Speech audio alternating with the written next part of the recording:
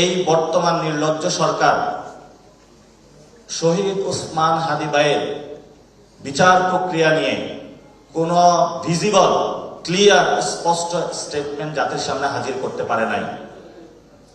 তারা হলো ধরি মাছ না ছুঁই পানি, ওসমান হাদি ভাইয়ের জানাজার অ্যারেঞ্জমেন্ট করে দিয়েছে।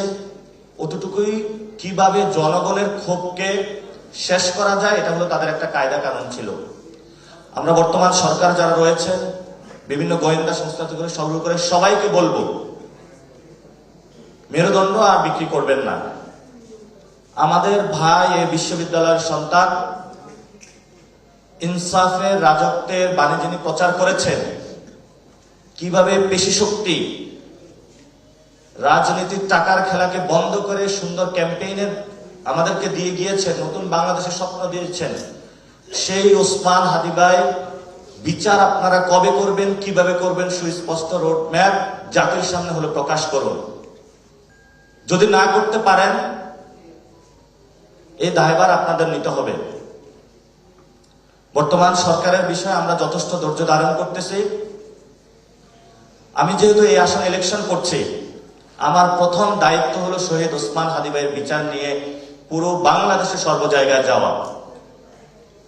আমি সরকারকে আহ্বান জানাবো যে আপনারা শহীদ ওসমান হাদির বিচারিক প্রক্রিয়া দ্রুত শেষ করেন। আপনারা এটা সাগর রুনি হত্যাকাণ্ডের মতন বছরের পর বছর ঝুলাইয়ে রাখার এই যে কয়দা কানুন, আপনারা সেটা থেকে বের হন।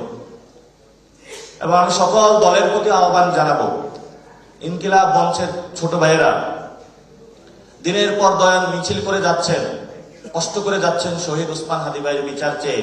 পুরো বাংলাদেশে রব উঠেছে, হাদি হত্যার বিচার চাই, কিন্তু এই ভয়েস গুলো হলো বর্তমান সরকারের কানে পৌঁছেছে না।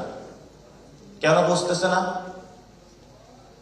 আমরা দ্রুত শহীদ ওসমান হাদি ভাইয়ের বিচারিক যে হত্যাকাণ্ড হয়েছে এটার বিচার চাই, এবং আমরা সুষ্ঠু একটি ইলেকশন চাই বাংলাদেশে, এবং গণভোটে যাতে আমরা হায়ের মধ্যে নিয়ে নতুন বাংলাদেশ পুনর্গঠন করতে পারি, যাতে আমাদের চাকরি, শিক্ষা, স্বাস্থ্য, বাণিজ্য থেকে সর্বক্ষেত্রে নতুন একটা ব্যবস্থা প্রচলন করতে পারি।